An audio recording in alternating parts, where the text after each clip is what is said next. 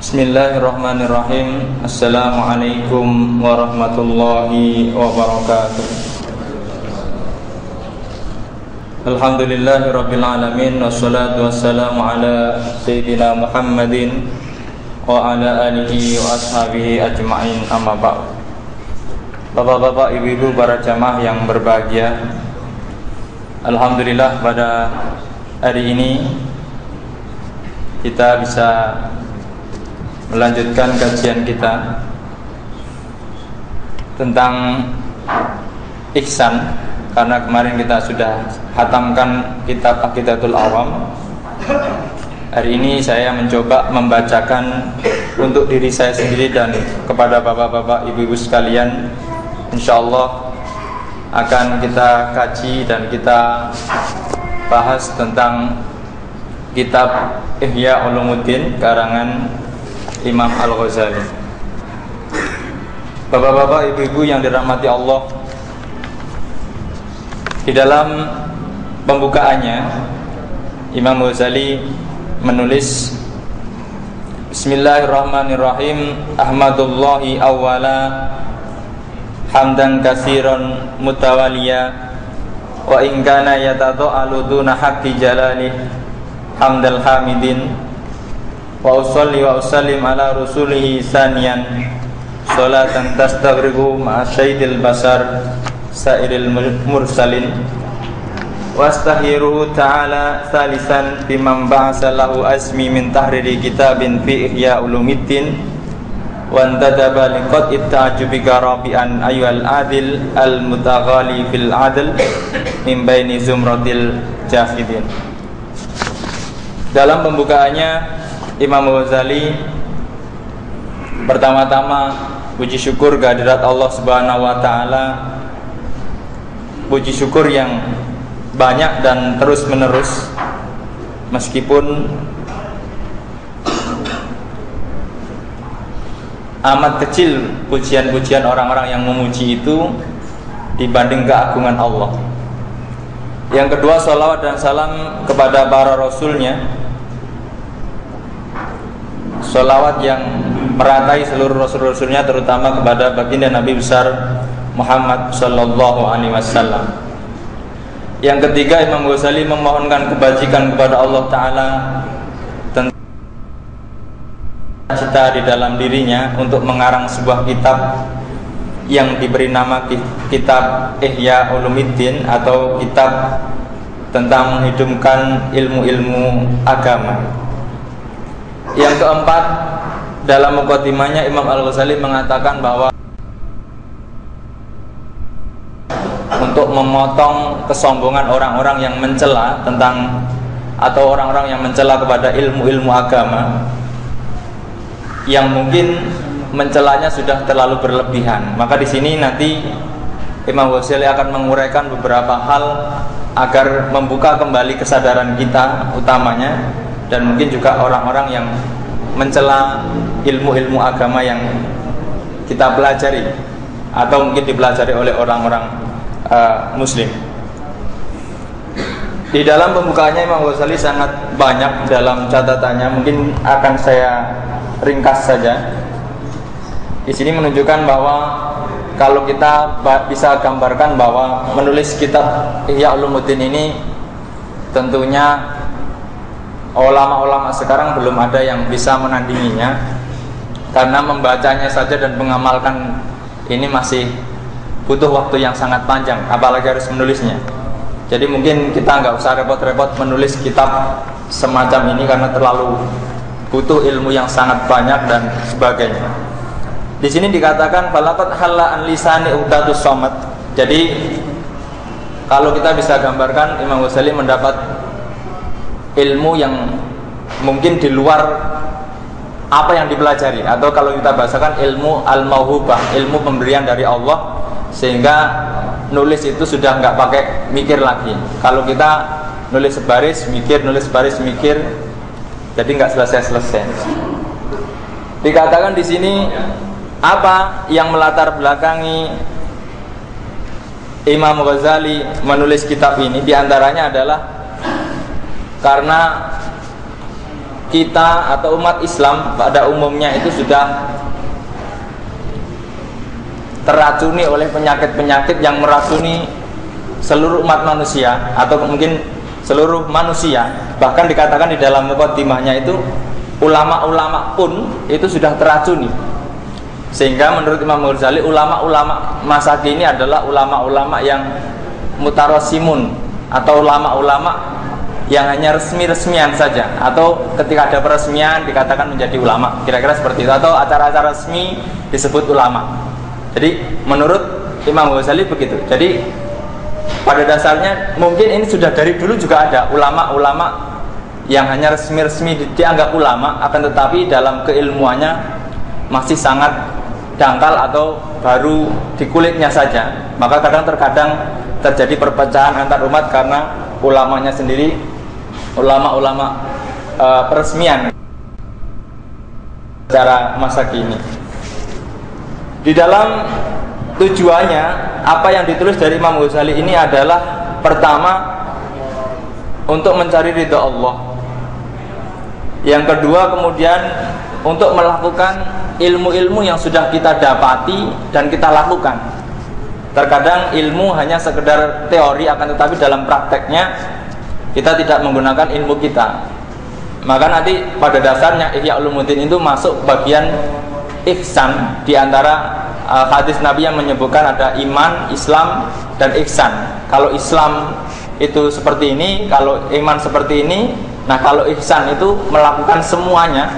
Dan kemudian seolah-olah kita itu sadar bahwa Allah selalu di hadapan kita, atau paling enggak kita sadar, atau kalau kita bisa merasa bahwa Allah melihat kita. Kalau tidak ya kita harus yakin bahwa Allah selalu melihat gerak-gerik kita.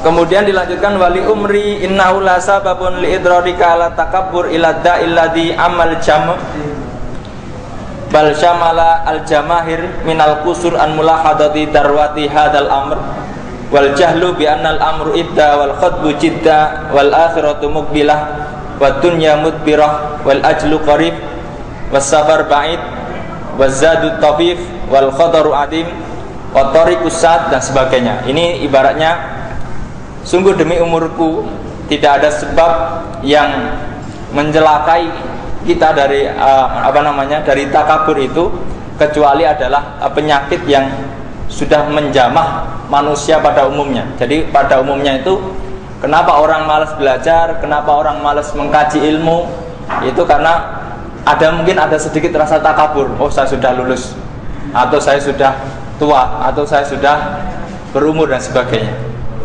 Padahal dikatakan masalah agama atau masalah ilmu agama adalah masalah yang sangat urgen. Dan sementara umumnya kalau kita bisa gambar dari negeri kita yang 250 juta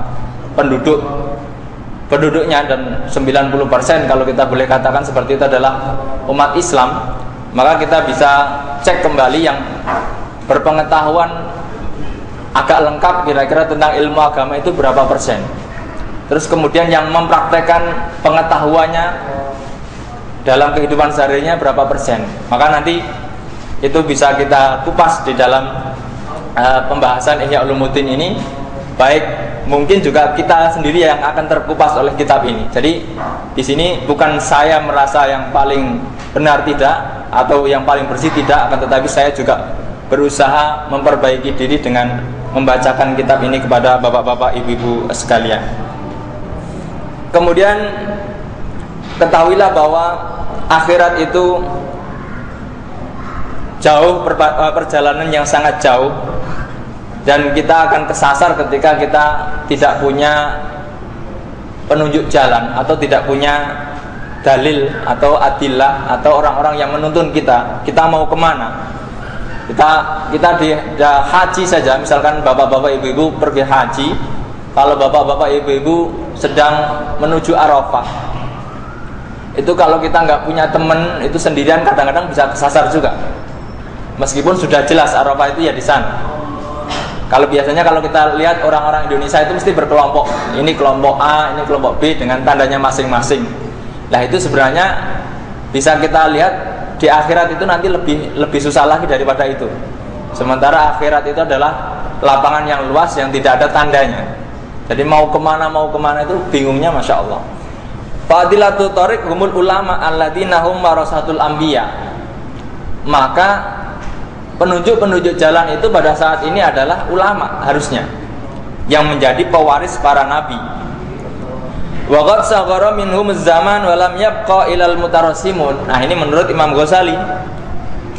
Akan tetapi zaman itu telah menggerus ulama-ulama itu, hingga yang tersisa itu tinggal ulama-ulama peresmian, atau ulama-ulama yang untuk resmi-resmian lah disebut ulama kira-kira. Ya kita tahulah, mungkin ya kita nggak usah jauh-jauh, kira-kira kita lihatlah dalam kehidupan kita itu ulama-ulama yang apa kira-kira, ya nanti Bapak bisa teliti sendiri lah apakah ini benar ulama atau ulama yang sekedar ibaratnya apa ya, kalau mutarosimun itu ya dianggap ulama lah sama masyarakat gitu.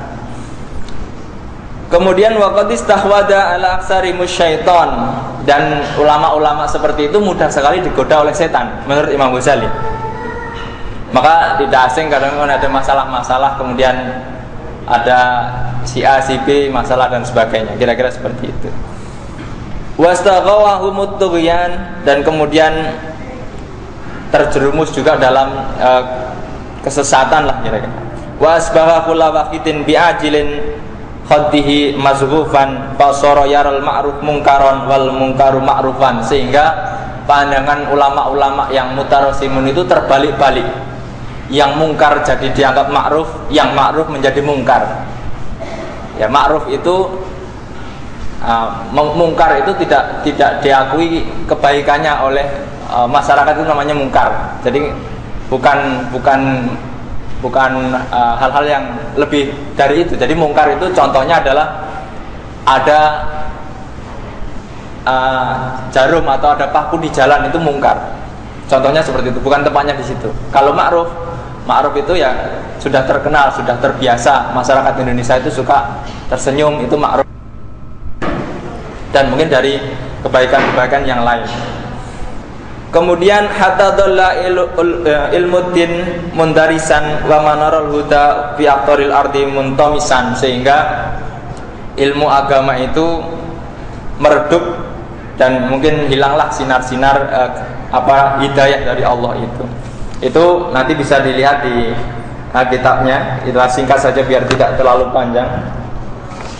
Kemudian di dalam kitab Ya Ulumuddin ini Imam Ghazali menyusun beberapa bagian, diantaranya waqad asastuhu ala arba'ati arba'. Imam Ghazali menyusun kitab Ya Ulumuddin ini dalam 4 rubuk. Dalam 4 rubuk. Kalau rubuk itu seperempat, jadi dalam 4 per seperempat. Jadi dalam 4, kalau kita bahasakan dengan mudah, mungkin dalam 4 jilid lah, 4 jilid. Dan setiap satu jilid itu ada yang berisi tentang ibadat, hal-hal yang berkaitan dengan ibadah. Kemudian satu jilid lagi berisi dengan hal-hal yang bersifat al-adat, atau hal-hal yang sifatnya kebiasaan manusia. Kemudian ada lagi satu jilid tentang rub'ul muhlikat, hal-hal yang menghancurkan diri kita atau menghancurkan manusia. Dan keempat warub'ul munjiat, sebagian yang tentang hal-hal yang menyelamatkan. Wasadartul jumlah bi kitabil ilmi li'annahu ghayatul muhim. Nah, diawali dengan kitab tentang ilmu. Jadi di dalam satu rubuk nanti itu ada beberapa kitab, dan di beberapa kitab itu ada beberapa bab. Jadi nanti bahasanya seperti itu. Nah, kemudian li'akshufa awalan anil ilmi alladhi ta'budullaha ala lisani rasulih sallallahu alaihi wasallam al-a'yanu yadlubu idqala rasulullah sallallahu alaihi wasallam talabul ilmi faridatun ala kulli muslim. Ini berangkat dari hadis Nabi yang berbunyi talabul ilmi faridatun ala kulli muslimin. Maka mencari ilmu adalah hukumnya wajib bagi setiap orang yang muslim. Jadi maka tidak ada aturan saya sudah lulus, saya sudah tua, atau saya sudah berumur, maka tidak kemudian menghilangkan kewajiban kita untuk menuntut ilmu. Ilmu apa? Nah, ilmu itu cakupannya sangat luas. Kemudian wa umayyizu fihi al-ilmu an-nafi' minad-dar, dan kemudian Imam Ghazali akan memilah-milah mana ilmu-ilmu yang bermanfaat dari yang ilmu-ilmu yang membahayakan, karena ilmu itu aneka ragam. Ada yang bermanfaat untuk diri kita, juga ada yang membahayakan untuk diri kita. Ya kita bisa lihat lah ilmu-ilmu apa misalkan yang membahayakan, ya kayak ilmu-ilmu yang hitam, apalah kira-kira dan sebagainya. Kira-kira ada yang membahayakan dan ada yang bermanfaat. Di dalam hadis lain Nabi SAW berkata, "Na'udzubillahi min ilmin la yanfa." Saya berlindung atau kami berlindung kepada Allah dari ilmu yang tidak bermanfaat. Wa uhaqqiqu maila ahli al-asri an syakilati shawab wa khida'ihim bilami isyarab wa iqtina'ihim minal ulum bil qashri anil lubab. Dan bisa dipastikan bahwa keberadaan masyarakat atau umat saat ini itu dari ilmu agama itu hanya sebatas pada kulitnya, jadi belum masuk ke intinya. Maka kadang kalau orang mempelajari baru kulitnya, mudah bertengkar, suka menyalahkan orang lain, biasanya gitu. Jadi masih di kulitnya, jadi masih kasar ibaratnya gitu. Kalau udah dalam, nanti bukan lagi menyalahkan orang lain, tapi kembali ke diri, apakah saya sudah baik, kan kira-kira seperti itu. Jadi tidak menyalahkan orang lain, tapi melihat diri sendiri, apakah saya sudah benar, apakah begini dan sebagainya. Nanti kita akan nikmati di dalam kajian-kajian yang di bab berikutnya. Kemudian Kitabul Ilmi wa Kitabul Qawaid wa Kitabul Asrar Ta'arah ini akan masuk pada tentang ibadah. Nanti di dalam juz yang tentang ibadah ini akan dibahas kitab ilmu, kitab qawaid akidah, kemudian kitab rahasia dalam bersuci, kitab asrarus salat, rahasia dalam salat, kitab asrarus zakat, rahasia di dalam zakat, asrarus siyam, rahasia di dalam puasa, asrarul haji, rahasia haji, adabut tilawatil Quran, tata krama membaca Al-Quran, kitabul adkar wa da'wat, kitab zikir-zikir dan doa-doa, kitabut tartibil aurat fil awqat, dan keteraturan wirid-wirid di dalam waktu-waktunya. Ini nanti akan dibahas di dalam jilid yang pertama. Jadi nanti kalau mungkin selama ini kita sholat sesuai dengan fikih atau dengan syariah itu sudah benar, akan tetapi mungkin kita belum masuk ke ihsan tadi. Nanti akan dikupas oleh Imam Al-Ghazali agar kita tuh lebih dalam. Bukan sholat itu hanya masalah sah dan tidak sah, tetapi efeknya kepada kita itu sampai semana. Padahal tujuan sholat itu, kalau kita sholat, inna sholata tanha anil fahsya'i wal munkar, itu tujuannya. Ketika orang itu sholatnya sudah benar, maka dia akan tercegah dari perbuatan fahsya dan mungkar. Akan tetapi yang terjadi di masyarakat kita itu sholat fahsya dan mungkar tetap jalan. Nah, apakah yang ada yang salah? Ya kita nggak usah nyalahkan orang lain. Mari nanti kita koreksi diri kita masing-masing, dan saya juga mengoreksi diri saya masing-masing. Jadi nanti akan dibahas di dalam bab pertama ini. Kemudian di dalam kitab atau di dalam jilid selanjutnya nanti akan dibahas tentang adabul akli. Ini sampai detail tentang tata krama makan. Jadi mungkin kita selama ini makan dianggapnya ya begitu-begitulah, kira-kira seperti itu. Nanti akan kita kaji tata keramanya bagaimana, doanya bagaimana dan sebagainya. Kemudian ada kitab adabun nikah, tata krama menikah. Ya menikah itu bukan hanya akadnya saja. Ya menikah itu ya urusan, udahlah pokoknya ada hubungannya dengan nikah. Kemudian juga akan dibahas tentang ahkamul kas, hukum-hukum tentang bekerja. Nah nanti juga akan dibahas oleh Imam Ghazali. Kitabul halal wal haram, halal dan haram. Jadi perbedaannya halal haram di fikih dengan halal haram di ihya ini nanti berbeda. Kalau halal haram di fikih sudah jelas. Jadi seperti itu halal, seperti ini haram. Sah dan tidaknya sholat itu sudah jelas di fikih. Tapi berbeda nanti dengan di ihya, lebih dalam lagi. Kira-kira seperti itu. Kemudian ada juga adabus suhbah wal muasyarah ma'al asnabil khalq, tata krama berteman dan bergaul dengan makhluk hidup. Jadi di sini ada tata krama bukan hanya orang Islam saja, tapi sudah lebih luas, tata krama kepada makhluk hidup. Jadi bagaimana tata krama kita kepada nyamuk yang menggigit kita, kira-kira kalau mau membunuh caranya bagaimana, itu ada tata kramanya. Tata krama untuk menyembelih hewan kurban itu bagaimana. Jadi ada semuanya, ada tata kramanya. Nanti kita akan temukan di dalam, atau kalau berkenan bapak-bapak bisa baca di dalam jilid yang kedua.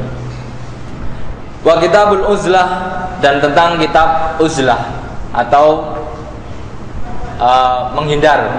Kalau uzlah kalau zaman dulu dikategorikan menyepi di gunung. Tapi mungkin di dalam ihya nanti akan dibahas, uzlah itu bukan menyepi di gunung, tetapi menyempikan diri dari hal-hal yang mengganggu kita. Kemudian kitab adabis safar, tata krama bepergian. Ada juga kitab as-sama wal wasdu dan sebagainya, amr bin ma'ruf, nahi anil munkar, adabil ma'isyah wa akhlaqun nubuwah dan sebagainya. Itu di dalam jilid kedua. Adapun di jilid ketiga nanti tentang hal-hal yang muhlikat, yang menghancurkan.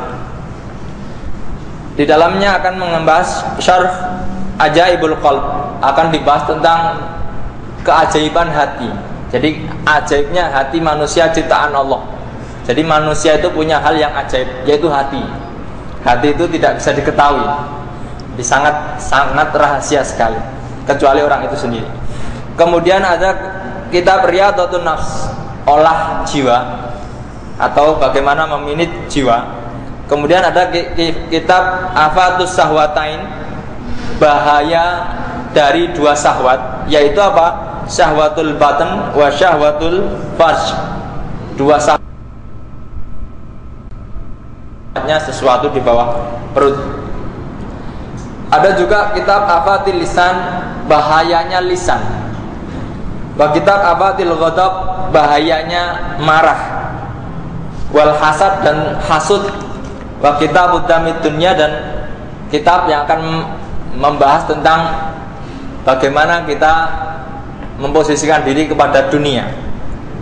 Wa kitab Udamil Mali wal Bukhl, kitab yang akan membahas tentang kondisi kita kepada harta dan bagaimana kita dengan pelit itu, apakah masih nempel di dalam diri kita pelit itu atau bagaimana. Kemudian ada Damul Jah, tentang perebutan kekuasaan, bagaimana menurut Imam Al-Ghazali, nanti akan dikupas. Kemudian juga ada Kitab Damil Kibr, kitab yang akan mengupas tentang keburukan sombong dan sebagainya, wal ujub, dan bangga diri. Wa kitab Damil Ghurur, dan mengupas tentang bagaimana melihat tentang hal-hal yang melalaikan. Kemudian di jilid yang keempat, wa ammarubul munjiyat fayastamilu ala asrati kutub. Selamatkan adalah kitab taubat, kitab sabr wa syukur, ini juga menyelamatkan sabar atau sabar dan syukur. Kitabul khauf wa roja, khauf takut, roja berharap. Wa kitabul fakri wa zuhdi, kitab fakir dan zuhud. Kitabut tauhidi wa tawakal, tauhid dan tawakal. Kitabul mahabbah wa syauqi wal unsi wa ridha, kitab cinta, rindu, tenang dan rela. Wa kitabun niyati wa sidqi wal ikhlas, niat, jujur dan ikhlas. Wa kitabatul muraqabah wal muhasabah, merasa diintai dan mengoreksi diri. Ada juga kitab tafakur, kitab tentang berpikir. Wa kitab dzikrul maut, dan kitab-kitab atau pembahasan tentang mengingat mati. dan sebagainya itu adalah uraian singkat tentang beberapa jilid di dalam kitabnya Imam Al-Ghazali. Imam Ghazali mengatakan meskipun ulama-ulama sudah banyak yang mengarang kitab, kenapa masih mengarang juga Ihya Ulumuddin? Dikatakan walaqad sunafan nas fi ba'di hadhihi al-ma'ani kutuban, dan sebagian orang telah mengarang pembahasan ini beberapa kitab. Walakin yatamayyazu hadzal kitab anha bi khamsati umur. Akan tetapi kitab ini mempunyai kelebihan daripada kitab-kitab yang lain, itu dalam 5 hal. Yang pertama, haluma aqaduhu wa kasyafa ma ajmaluhu, akan mengurai sesuatu yang diikat oleh mereka dan membuka apa yang ditutupi oleh mereka. Jadi kadang-kadang pengarang kitab itu akan menutup sesuatu yang lain atau tidak membukanya kepada orang lain. Yang kedua, perbedaannya adalah tartibu ma badaduhu wa nadama ma faraquhu, menyusun yang terpisah-pisah dan kemudian mengurutkan yang terpencar. Jadi misalnya ini adalah dari yang terpencar-pencar kemudian diurutkan, jadi urut sekali. Kemudian yang ketiga, ijazu ma tawaluhu wa tabata ma qararuhu, meringkas sesuatu yang bertele-tele di dalam kitab-kitab lain dan menjelaskan sesuatu yang tidak dijelaskan di kitab lain. Kemudian yang keempat, hadfu ma kararuhu wa isbatu ma hararuhu, membuang sesuatu yang diulang-ulang di dalam pembahasan di kitab-kitab lain dan menetapkan sesuatu yang dicerai-berai atau yang dipisah-pisah. Kemudian yang kelima, tahqiqu umurin ghamidah i'tasamat alal afham lam yata'arad laha fil kutubi aslan, memastikan hal-hal yang dalam tentang tentang pembahasan itu agar terhindar dari salah paham. Itu perbedaan kitab Ihya Ulumuddin dengan kitab-kitab yang lain. Bapak-bapak, ibu-ibu yang dirahmati Allah, mungkin saya cukupkan itu dulu. Nanti kita lanjutkan pada kesempatan yang akan datang. Semoga kita diberikan waktu oleh Allah, diberikan keberkahan dalam hidup, keberkahan dalam menuntut ilmu, dan mungkin semoga kita bisa mengamalkan agar menjadi orang-orang yang tadi disampaikan di dalam Al-Quran, juga di dalam hadis, dan semoga kita mendapat syafaat Rasulullah Sallallahu Alaihi Wasallam. Bapak-bapak, ibu-ibu yang dirahmati Allah, demikian. Jika ada hal-hal yang kurang berkenan atau kurang tepat, nanti bisa disampaikan kepada saya untuk menyempurnakan apa yang telah saya sampaikan. Kurang lebihnya, walakum minkum billahi taufiq wal hidayah. Assalamualaikum warahmatullahi wabarakatuh.